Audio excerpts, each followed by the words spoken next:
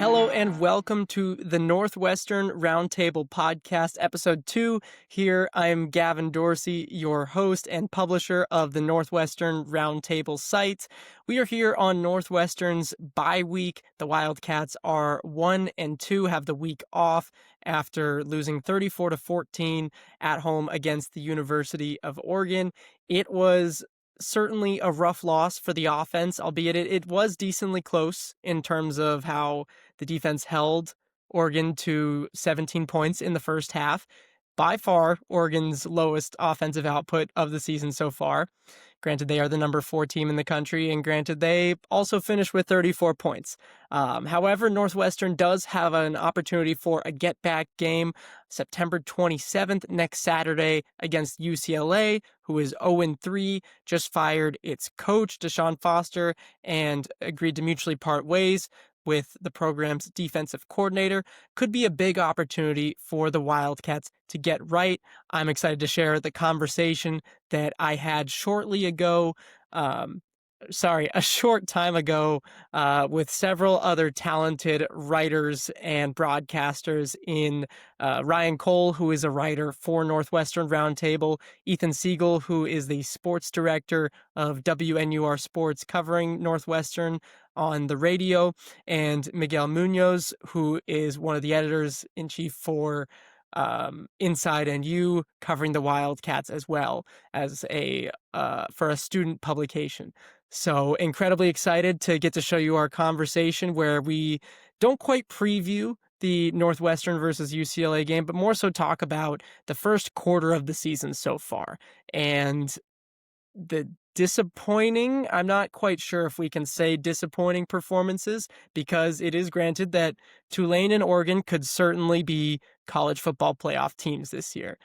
But when you look at the way that Northwestern fans have reacted to the season so far, I think you can say a lot of them have found the 1-2 start to be disappointing, even if the 1-2 start record-wise is about what people expected. So without further ado, here is our conversation on what we view as how we would grade the first 3 weeks of the season, what we project moving forward, and how we expect the Wildcats to progress into the future over the rest of the season. I'm now super excited to welcome on the first 4-person, 3-guest group on the Northwestern Roundtable podcast. We have Ryan Cole of Northwestern Roundtable, Ethan Segall of WNUR, and Miguel Muñoz of Inside NU. Guys, how are we doing today? Okay, great. Awesome. Great to hear. It's been an interesting season so far for Northwestern football, obviously. A 1-2 to start. I know you guys have spent a lot of time on the ground covering the team back and forth. A lot of the ups and downs so far. Certainly the 20-point loss to Tulane in the first week was absolutely not what the offense wanted to see. The 5 turnovers there. And then against Oregon last weekend, a mix of some good things and some bad. So Ethan, we'll start with you. I pose a couple of questions. The first one being, how is what you've seen so far, compared to what you thought in the preseason we would see out of this Northwestern team? I think I have different answers to that question depending on if you ask me like what I was thinking through June and July versus what I was thinking on the eve of the season. This is about what I expected through most of the offseason. But then week 1, before Tulane, I was on the call for that game for WNUR, prepping for the remote broadcast of it. And by the time I had finished my prep, I had kind of talked myself into this being a possible bowl-eligible team, really just as someone who's grown up a Northwestern fan, known the Cats my entire life, basically my entire lifetime. Anytime the quarterback play has been even solid to decent, this team has been pretty good. And I figured between that, with the incoming transfer of Preston Stone and then a lot of returning players on the defense, I thought the offensive line was going to take a step forward. I was really talking myself into this being a 6-win team. We will go into why that's been not the case for the first 3 games, and I think we'll certainly talk about Preston Stone, but overall, relatively similar to expectations, if not a little bit below. Yeah, I think I would definitely say a little bit below. I did come in with a prediction of 1-2 going into, this 3-game stretch to open the season. I correctly figured Western Illinois would be the win, but it was a little bit about the way that the offense struggled over those first 3 games that kind of was the difference maker in how on this bye week, it just feels a little bit more deflating for Northwestern than I think the team would have expected. And certainly this offseason, a lot of people were projecting. Ryan and Miguel, you can feel free to jump in as well. What were you thinking going into the season, and how has what you've seen so far on the field contrasted to that? Yeah, I think it was really hard not to listen to David Braun talk about Preston Stone in the offseason and not think that, this would look a little bit better, especially offensively. I'd also say that on the defensive side, I'm a little bit surprised at the lack of like bigger, more explosive game-breaking plays. They've played pretty good defense, and maybe those are coming. But I think they have like 2 turnovers and just 3 sacks so far. So I'm looking for maybe a little bit more out of the defensive line. But as you said, I think from a record perspective, this is about what we thought would happen. They lost to Tulane and they lost to Oregon, and they beat the FCS team they should have beat. But it does not look good enough on the offensive end right now, and it's not what it sounded like it was going to look like from Braun early in the season. Yeah, I mean, what was so jarring to me was honestly not the fact that we lost to Tulane, but just how we lost. I mean, 23-3 doesn't even close to tell the story of how awful Northwestern looked, to be blatant, in that first game. And, I mean, by the end of this podcast, we might be beating a dead horse with this, but yeah, Preston Stone was not at the level through 3 games that I was expecting. And based on everything I had heard in the offseason, and, I myself even kind of convinced myself too, just like Ethan was saying, that Northwestern could beat Tulane, and that, Tulane was that trendy group of 5 team that a lot of people were picking to potentially make the CFP. And I was like, you know what? This Northwestern team, Preston Stone, good, good defense. We got Anto Soccer, who's, getting all this hype to be a first round pick. And I'll get into that a little bit later. But, I thought we had the tools to potentially be not just competitive in the Big Ten, but win games that we aren't necessarily expected to win. But it seems like we're seeing a little bit more of the same from last year. And some of the issues that we saw last year in terms of a lack of offensive competency and, just not really being able to move the ball like Northwestern wants to, has just been kind of disappointing, honestly.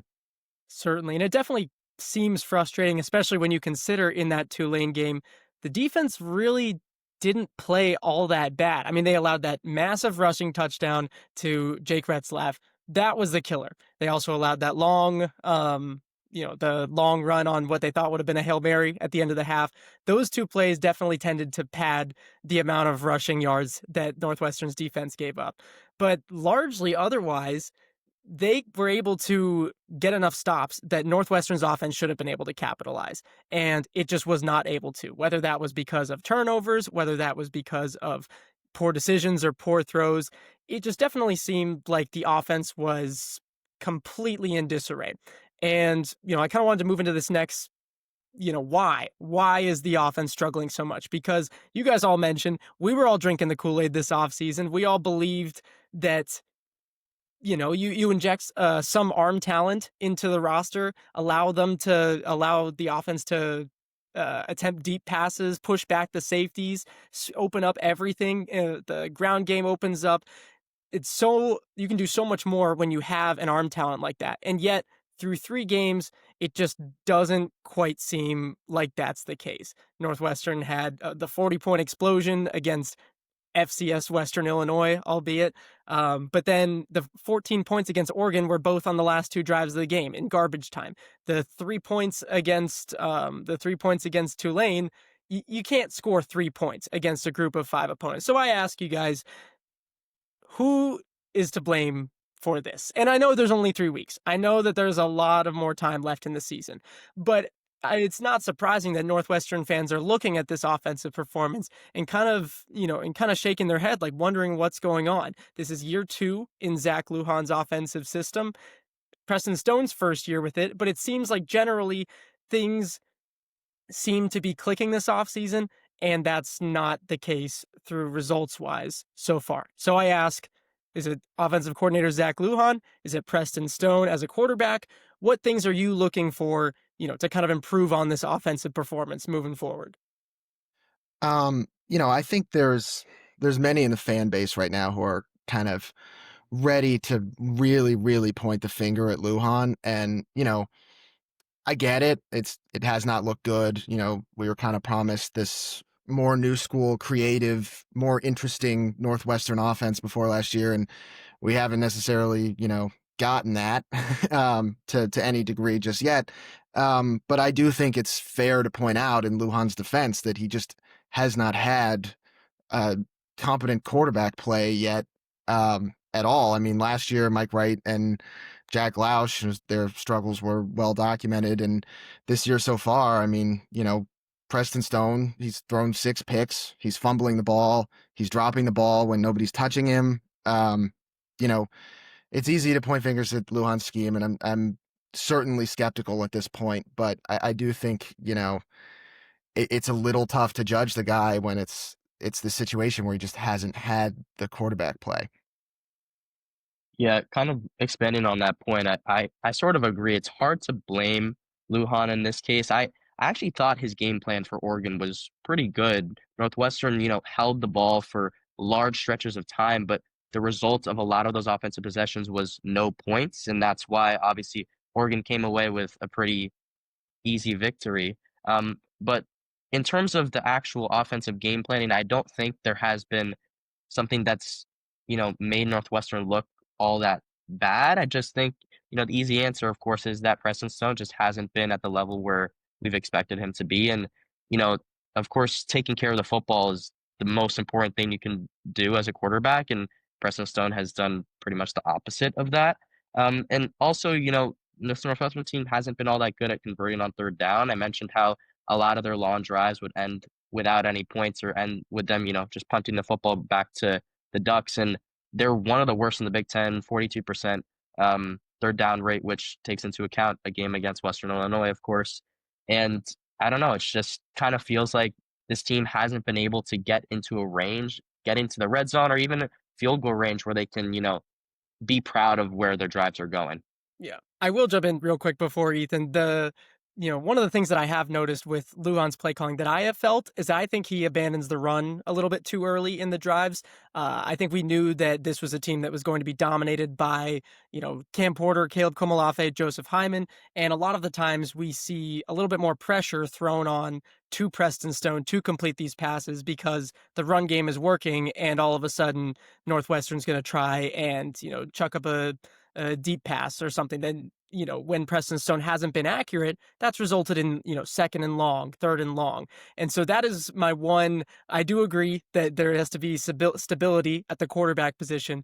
But I think moving forward, one of the things that I'm looking for out of Zach Lujan is a little bit more of an over-reliance on the run game. Because I think when you have a quarterback that has struggled as much as this, and you have an offensive line that has played pretty well, and running backs who clearly are talented to make the most of what they can when they have the ball in space, I definitely would like to see about a 70% or 65% balance in terms of the run game heading into or before you start putting a heavy load on Preston Stone's shoulders. Sorry, Ethan, I'll let you jump in now. Well, Gavin, I'm actually going to go ahead and kind of disagree with you, and I'll get into why in a second. Wow. But first, just on Preston Stone. Yeah, the turnovers have certainly been an issue. It's really hard to win games when you're turning the ball over 5 times, like in the Tulane game, a few interceptions in the Oregon game. But what I will say is there are flashes of things that we have seen from Preston Stone that this offense has done that were simply not on the table last year when Mike Wright or Jack Lausch were playing quarterback. So I think there are some glimpses for optimism. Sometimes you're able to see when Preston Stone can just grip it and rip it on some of those middle of the field inbreakers, really push the ball to the sidelines. That just wasn't on the table for Northwestern last year. So I think there are some reasons for optimism. You've seen some of it. That said, Gavin, here's where I'm going to disagree with you. Is I think the biggest issue at the offense so far has just been the complete inability to generate any explosive plays. And yes, you can absolutely be generating those explosive plays in the run game. We saw that with Cam Porter on that breakaway touchdown. That was Northwestern's first touchdown of the season in the second game of the season. But right now, when you're a team like Northwestern, who already has a pretty small margin for error, And it just feels like, yes, I think Northwestern's offense is essentially facing an existential crisis where I believe them that in order to win these types of games, a lot of times they do want to have these run the ball drives, 14 play drives where you just grind it down. But at the same time, it feels like for Northwestern's offense, you have to stay ahead of the chains. If you are suddenly just getting stonewalled and you're now facing a 2nd and 11, or you take one sack, those just feel like drive enders. It feels like every single one of those 12 to 14 plays need to be successful in order to have a touchdown drive. And that's obviously just not sustainable for Northwestern's offense. So I'm really curious going forward how Lujan balances trying to just generate some of these explosives. And yes, Northwestern, it wants to be a team that wins by running the ball, but I just don't think it's sustainable. I think they're going to find themselves in really negative game scripts early if they're too committed to the run early. They've just started slow in a lot of these games, frankly. Ethan, I want to know what your leash is on this, though. Like, how many games of Stone looking like this and turning the ball over at this rate can they handle before they stop pushing it down the field and trying to complete deep passes, and before they do what Gavin's saying and rely more heavily on the run? Like, how many games does he have to prove that he can actually run that type of high-flying offense before it's like, all right, well, he's not capable of it? Well, I don't think it really matters how much I would say the leash is, but I think in terms of what the coaching staff thinks, I think it's way longer than you think. I don't think Preston Stone is at any risk of being benched anytime soon. But the other thing I'll say is, yeah, 3-game sample size is small, but also 1 game against an FCS opponent and another game against a true national title contender. Tulane, you know what? I'm going to chalk that one as a weird week 1 on the road lost in a humid environment. I really think after the bye week, UCLA is the first time where we'll actually kind of get an idea of what this offense can look like in a week-to-week system, where what the game plan will be looking like from week to week, rather than a whole offseason of preparation or just these vastly different quality of opponents.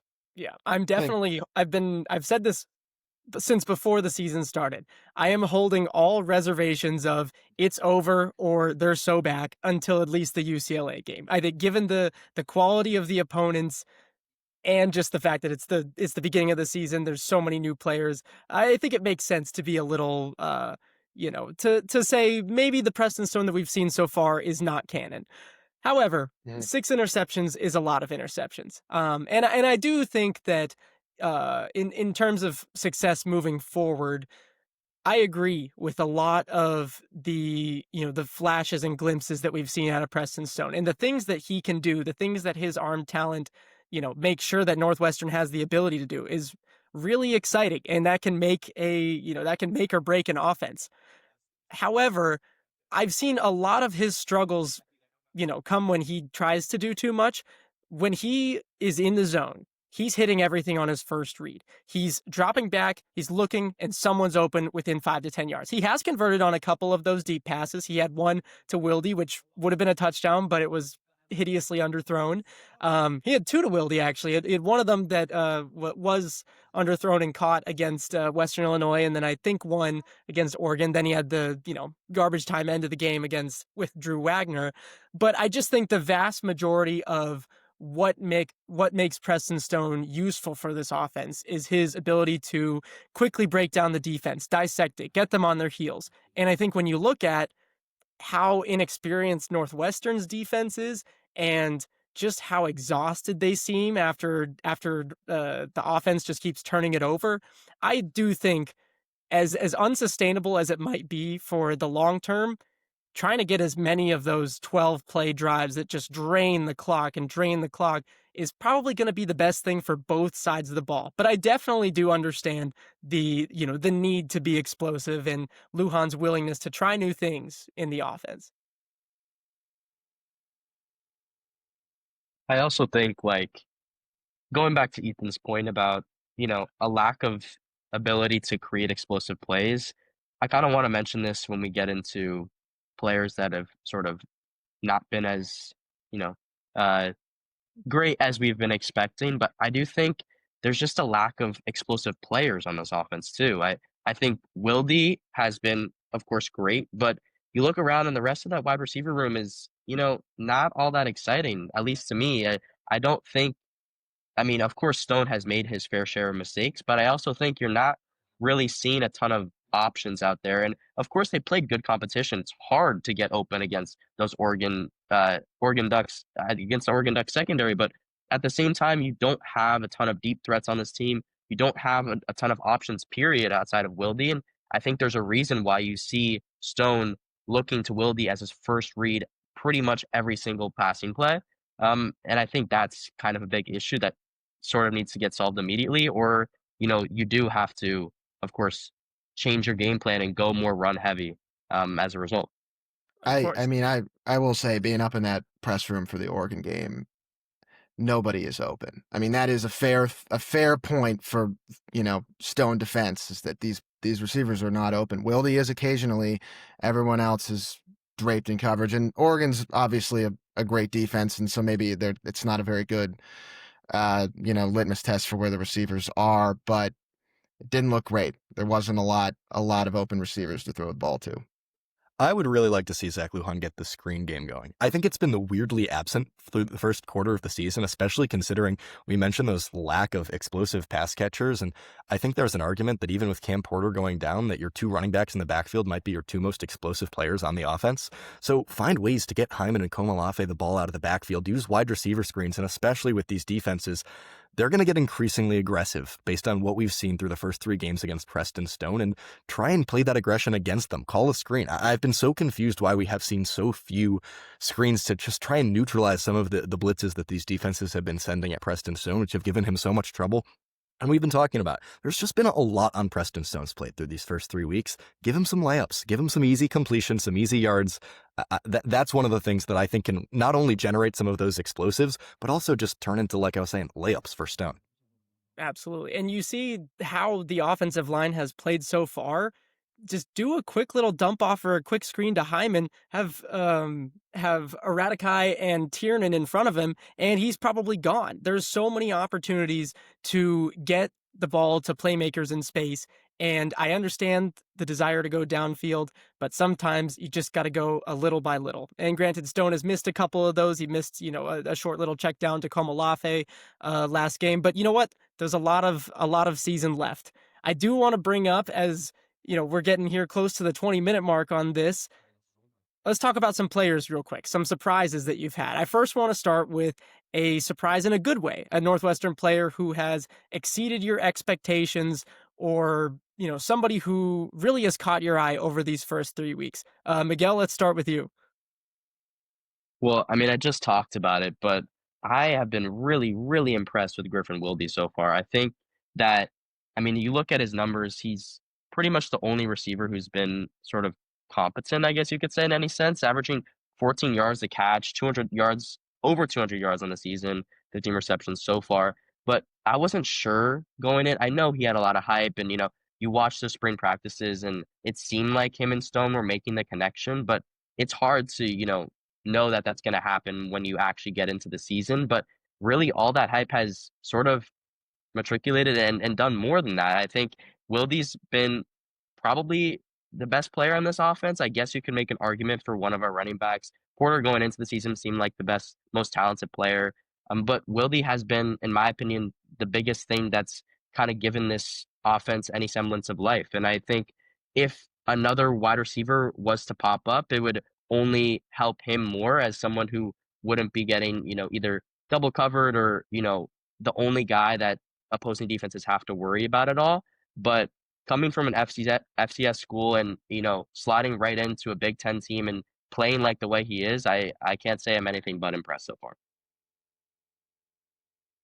Yeah, I mean, I would say, we've talked about him a little already, but I'm loving Caleb Komalafe. Obviously the Porter injury was terrible, and you feel for the player, you feel for the guy, and it just sucks. But Komalafe looks like a more than formidable replacement to me. Obviously, you look at the stats, it's like 16 carries for 53 yards against Oregon.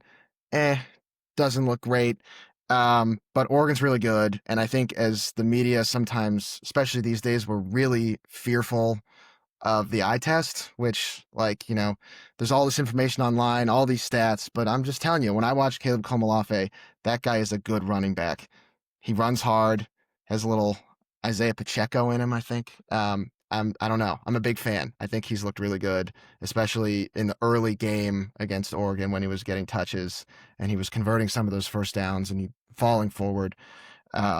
So limited weapons on this team so far, as we've discussed, but I like what I've seen from Komolafe.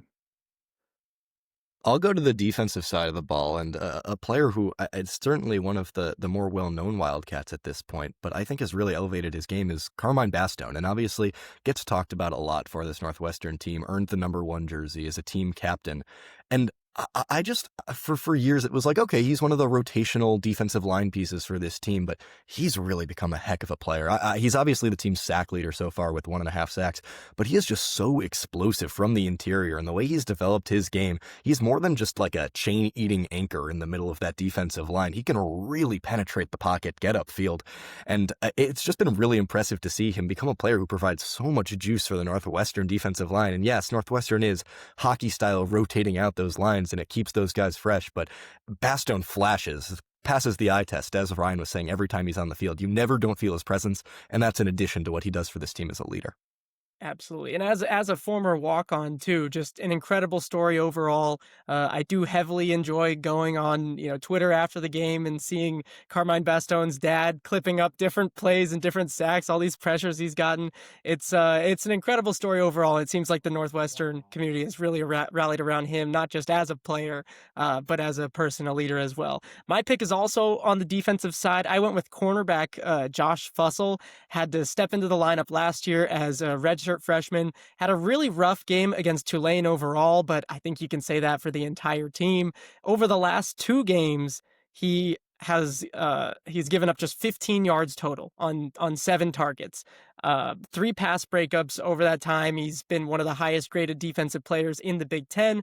He certainly stepped up, especially as Northwestern has dealt with a lot of injury concerns in its secondary. Granted, that's mostly at the safety, but they've been switching a lot in and out of, who's playing the nickel, who's dropping into the box, things like that. And I think that Fussell's success on the boundary, especially against Oregon's wideouts, where he did not allow a catch, is certainly one of the things that's holding Northwestern's defense together, especially on the back end.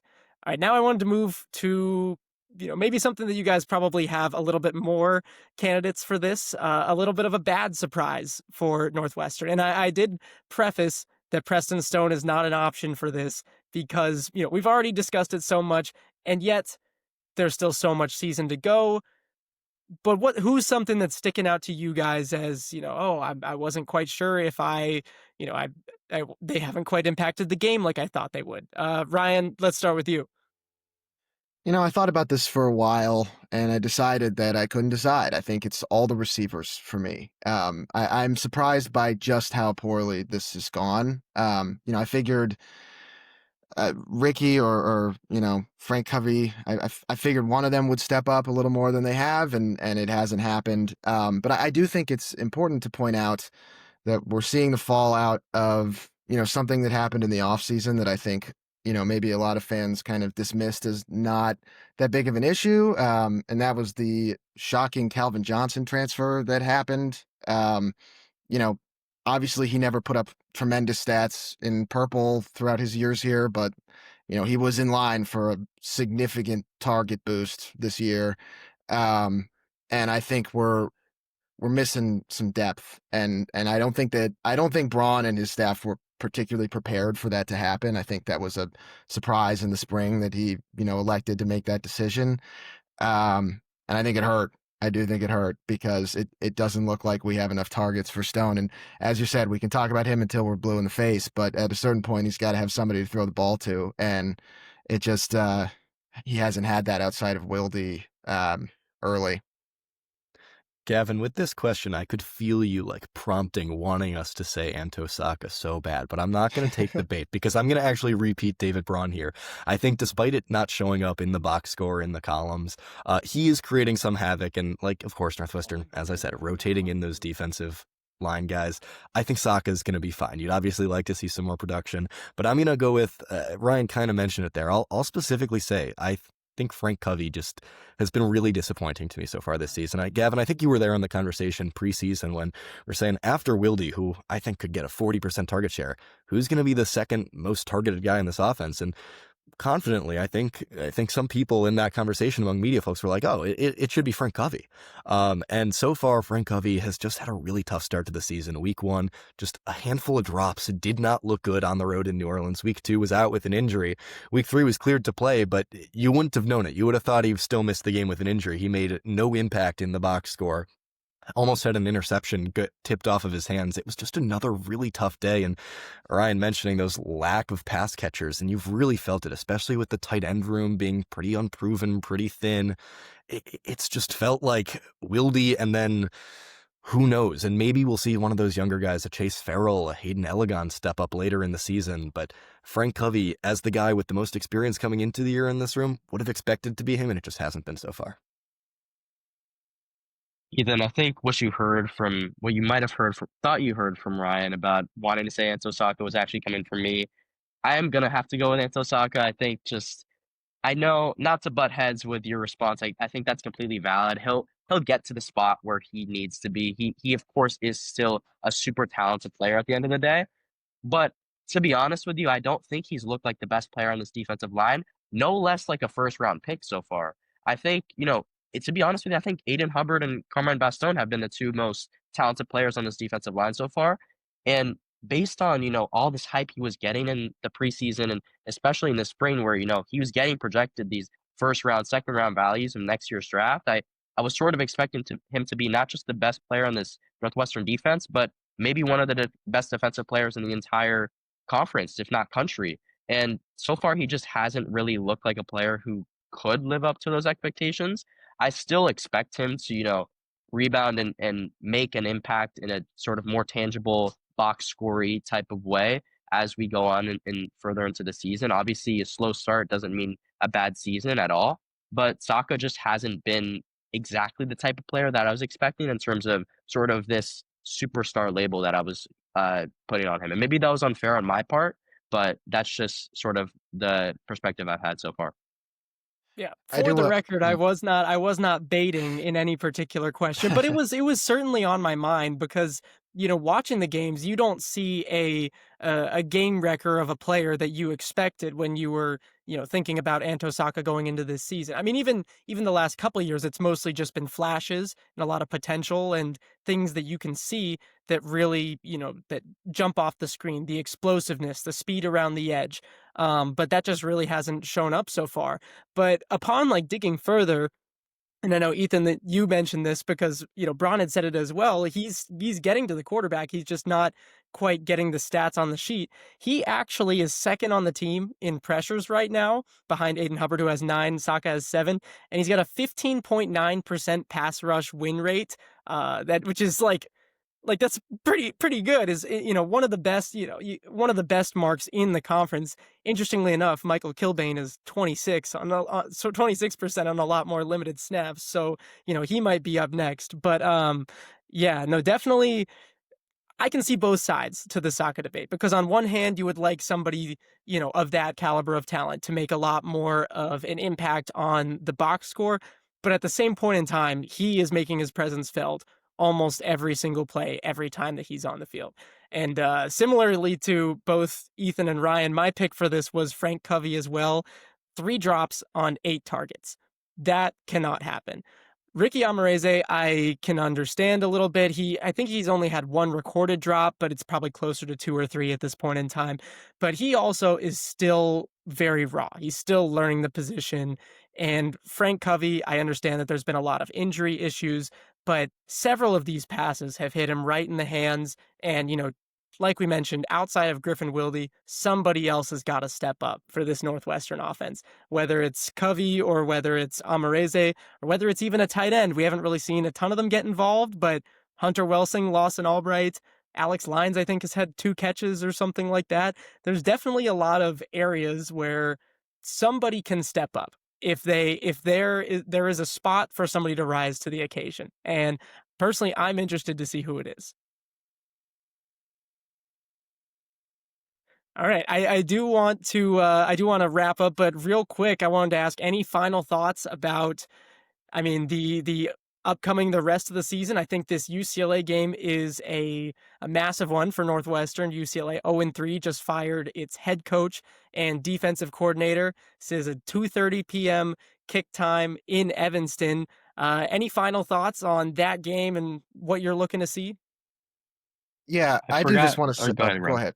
Okay, I No, go do ahead. just want to say, like, I think we've been relatively negative over the course of this 30 minutes, and I think that's fair to do given what we've seen on the field so far. But I do think it is, it's important to remember that it is, we've had 3 games so far, and especially on the Preston Stone topic, I've been as critical as any of how he's looked so far, but this is a vet, this is a guy who's played high level college football before, and there is time for him to turn this around and easier opponents for him to turn it around against. Yeah, I was gonna say, I forget who mentioned it earlier about this might be the first, real sort of, I don't know if it was test or, something like a test for Northwestern in terms of our game against UCLA. And I'm not even sure that's true because this Bruins defense might be even worse than Western Illinois, to be honest with you. I mean, they've looked at, there's a few things to be grateful for as a Wildcats fan, I will say, because at least we're not rooting for UCLA because, you know, as as bad as the Wildcats have been, UCLA has been, I don't know, maybe the worst Power 5 team in the entire country, if not worst, FBS team in the country. They've just looked every bit of bad outside of Nico Iamaleava. So I think Northwestern, I hope I don't bite my tongue on this, but I think this will be a really good confidence booster. And I think, this offense especially will be able to try a lot of new things out against a not so great defense. And hopefully, what can always help is getting that confidence back, especially for Preston Stone. And I think this will be a great opportunity to do so. Yeah, I'll go on the record just saying, like, I honestly feel fine about the team. Like, I think they're going to win against UCLA. I'll go on the record saying that I think Preston Stone is going to play well, be the starter the rest of the season, and be solid for Northwestern, even if he isn't maybe what was promised over the offseason when the team brought him in. I think if there is to have a concern about this team, for me, it's just kind of like the long-term health of the program. Just for Northwestern, you just need to be a team, especially in the expanded Big Ten, that wins a lot in the margins. And I don't think they've been doing that at all this year, whether that be special teams, whether that be head coaching decisions. Year 3 for David Braun, and there are just a lot of head-scratching decisions when it comes to timeout usage, when to go for it on 4th downs, and we can dive into that some other time. But I'd like to see that improve as the season goes on. In terms of the talent on the field, though, once again, I think UCLA will be the first time we really get a sense of what this team is, and I expect them to look good. I don't want to call it a must-win game, but they need to come out and look good, and I think they will do that. I will call it a must-win game. So even if you don't have to, that's okay. And I do want to remind everyone, of course, that Ben Bryant, who led Northwestern to an 8-5 season, a Las Vegas Bowl win, was really rough the first couple of games. Northwestern, that was coming off a 1-11 season, and he did not look great as a quarterback, but ended up finding his groove down, throughout the season. This schedule for Northwestern is a lot harder, but for any Northwestern fans out there who are maybe giving up hope, it is week 3 or it is week 4. We have had 3 weeks of the season and there's a lot of time left to go. Ryan, Ethan, Miguel, thank you guys so much for joining. For anyone who's listening out there, where can the audience find you and what your work is? What you're working on throughout the season, where you're writing, where you're producing content for Northwestern? Well, I'm on Inside NU, I write for them. So of course, feel free to visit insidenu.com. Plenty of articles up on there. I'm also on Twitter at Miguel Muñoz 1316. And I post stuff often on Instagram as well at Miguel.Munoz_. So that's where you guys can find me if needed. Yeah, I'm on Twitter or X as well at Segall Ethan. You'll often find me talking about Northwestern, but also WNUR. We got broadcasts for all these games coming up later on in the season. I'll be making the trip to Lincoln, Nebraska, out to U of I for some of those broadcasts, but we will be broadcasting all the games at WNUR, so be sure to listen to those on the WNUR Sports Mixler on 89.3 FM as well. Yeah, I'm working with Gavin on Northwestern Roundtable. We're having a great time so far, so come read us. And I'm on Twitter or X as RTC_2004. Awesome. Thank you guys so much for hopping on, and look forward to speaking to you guys more throughout the season. Thanks for joining. Thank you. Thank you. And that's all for week 2 of the Northwestern Roundtable podcast. We will have you back with more content and coverage next week, leading up to Northwestern's game against UCLA. Ethan didn't quite want to call it a must-win. I am calling it a must-win for the Wildcats. It's a very difficult schedule moving forward, so Northwestern has to get things done at home against an 0-3 team in UCLA. You can follow along all of our coverage for Northwestern Roundtable on YouTube, on Spotify, and written coverage, more video, more podcasts online at roundtable.io/sports/NCAA/Northwestern. That's roundtable.io/sports/NCAA/Northwestern, where you can read my stories as well as Ryan's, as well as everything we've got coming up to preview the next week of games. Thank you so much for listening, and I'll talk to you again next week.